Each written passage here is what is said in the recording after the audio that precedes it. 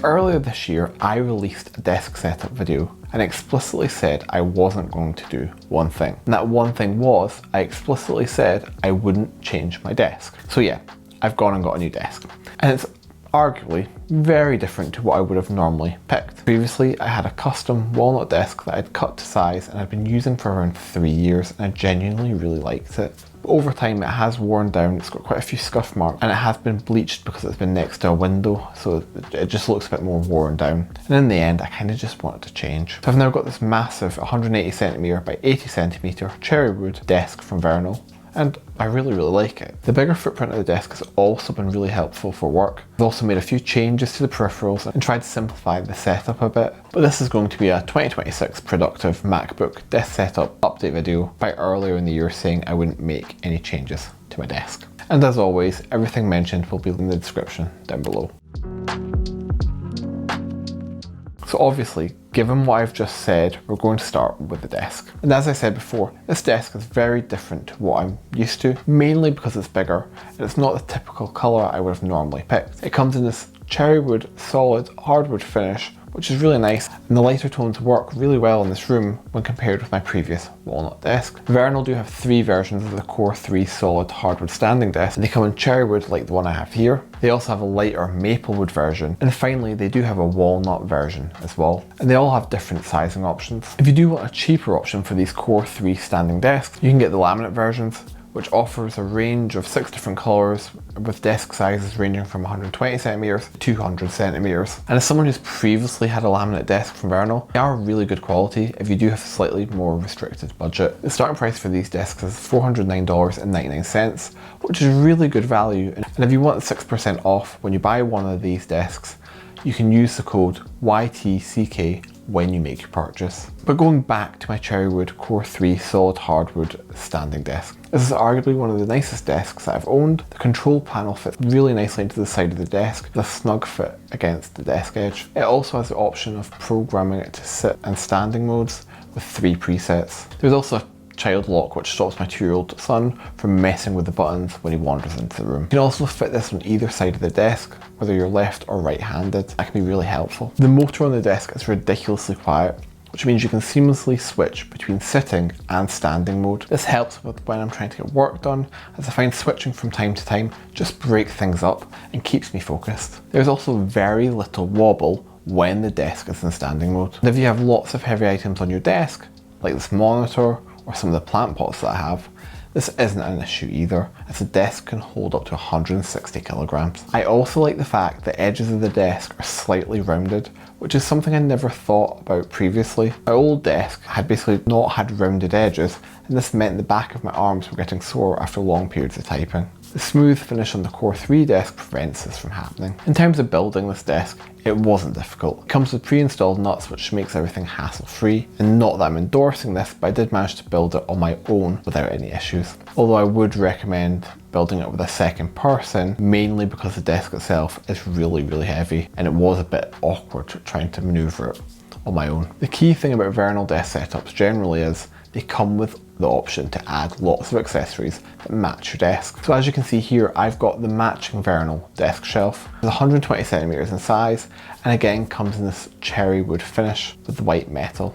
And for the first time, I feel like I'm actually using the desk shelf properly. And that's mainly because I've gone back to using the monitor with its actual stand. And I've got the monitor sat on top of the desk shelf, so it's basically the perfect height for when I'm sitting. I can also fit my docking station and laptop neatly under the desk shelf, which keeps everything looking clean, and all the cables are outside. There's also this felt lined desk shelf tray where I can keep things like USB-C cables and other things that I might need. I've also got the drawer which attaches to the bottom of the desk and comes with this light grey wool inserts for the drawers again.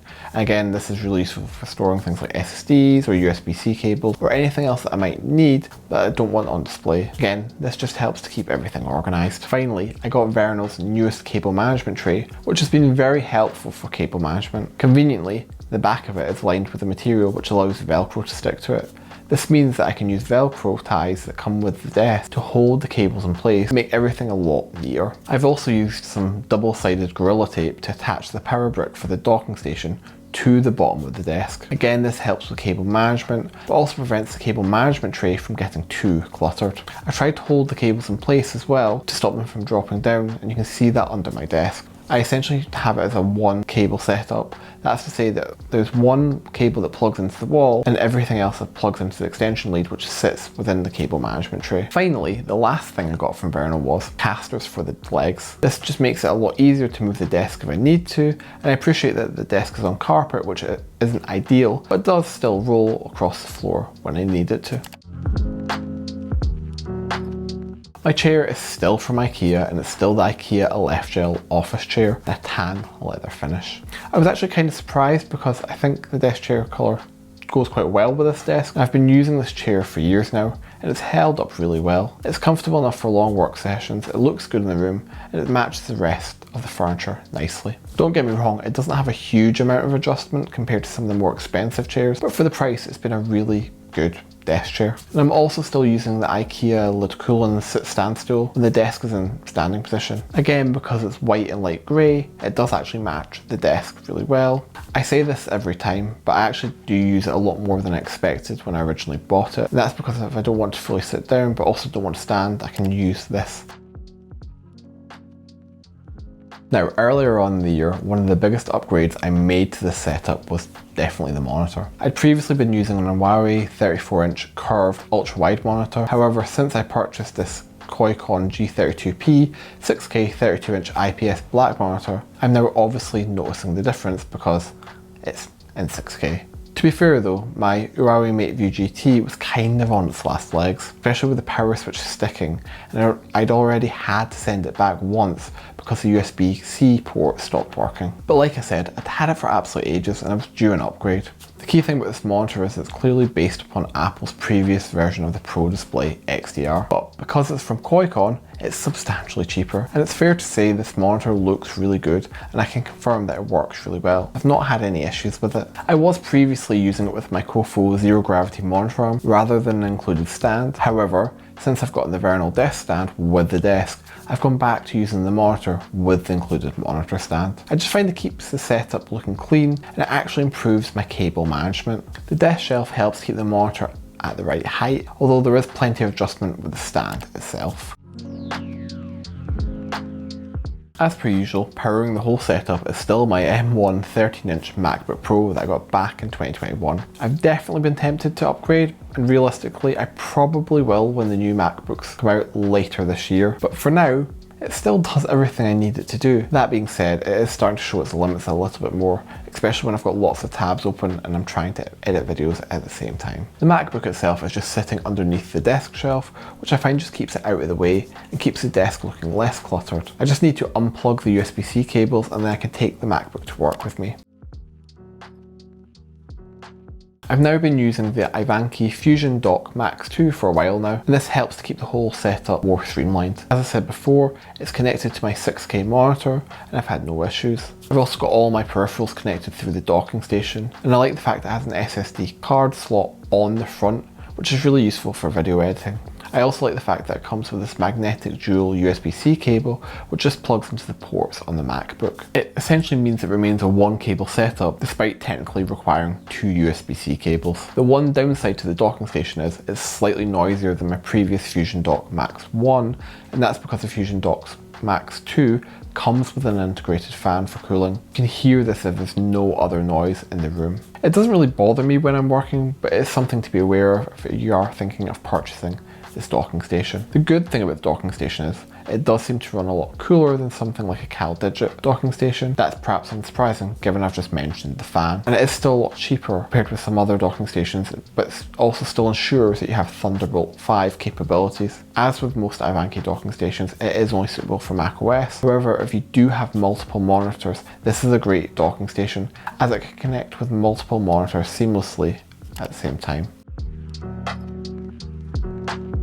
In terms of the peripherals, for the keyboard I'm currently using the Keychron K2HE. This is a Hall effect keyboard that I've been using for absolutely ages now, and I find it really comfortable to type on. I like the fact that it doesn't look like a Hall effect keyboard, but one of the downsides with this new desk is I have the keyboard in black, and as I keep using this desk I may move to using white peripherals instead. And I do like the look of the Keychron K8 HE, mainly for a slightly bigger footprint. I'm also using the Wormier RD75 Pro, which is a fully metal mechanical keyboard with 81 keys and a comfortable layout. It comes in this sort of white and blue colour, and it's just a bit different, so I thought I'd try it out. I'm currently working on a review video for this keyboard, so if you're interested, please subscribe to my channel. In terms of the mouse, if you've seen any of my previous videos, you'll know I'm a big fan of the Keychron M6 mouse. It's lightweight, it's very precise, and works really well with macOS. Again, given the new setup, I kind of wish I had it in a white colour, but at least all of my peripherals match. The metal scroll wheel in particular makes it feel a lot more premium. I like the fact that you can increase the pulling rate compared with something like the MX Master 4.